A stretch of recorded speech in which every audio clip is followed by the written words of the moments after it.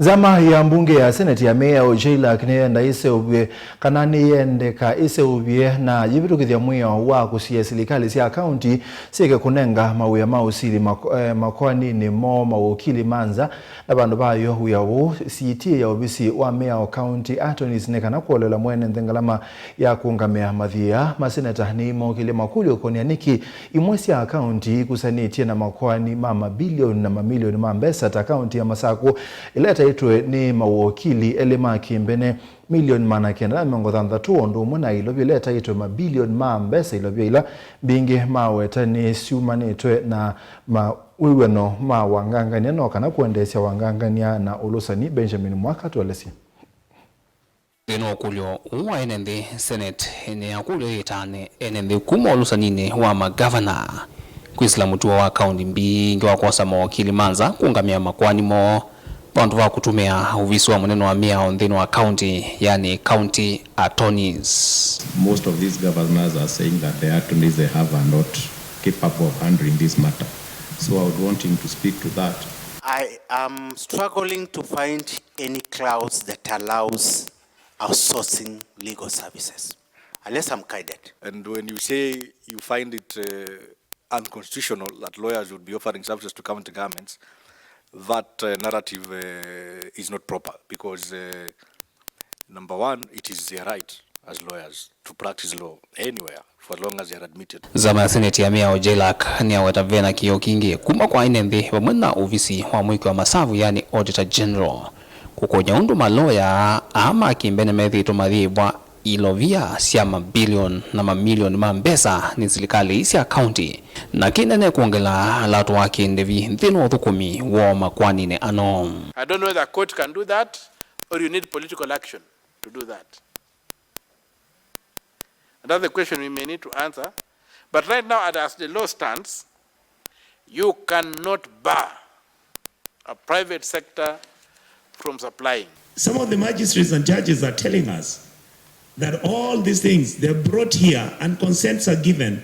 Even when somebody's taxation is supposed to be 200,000 shillings, the consent is given for 18 million, 19 million.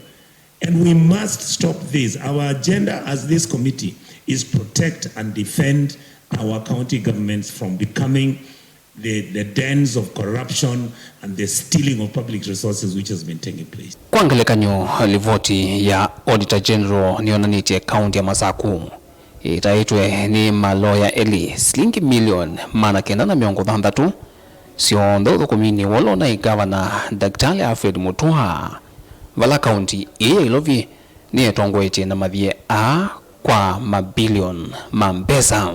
For example, in Kisii County, why am I having 33 cases being run by the county government which have been given to private entities? Why is it happening in Nairobi? Why does Machakos have a bill of 960 million to be paid to 2 legal firms? How did we end up having Machakos County, and I believe there's another, I think it's Kilifi County, where a county government is being asked to pay chair 960 million shillings. What matter could this be?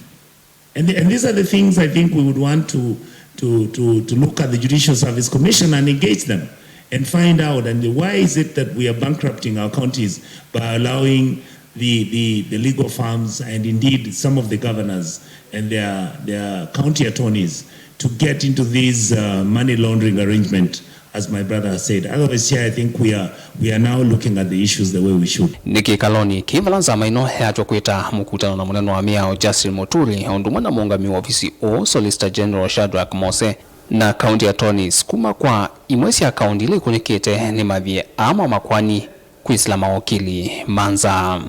So how are we going to manage this issue of counties in regards to this law? Even asking the national government to provide them with lawyers if they have. This can be done between the two governments. This matter is that we need to call some stakeholders to get their submissions on the matter. That is the Attorney General, the Council of Governors, the Auditor General, the Controller of Budget, the Kenya National Council of Law Reform, the Law Society of Kenya, LSK, Kenya National Commission on Human Rights, Katiba Institute and Transparency International. Vilengi wa mauvoko kumava kaunti nilovye nye nita wa Benjamin Mwaka.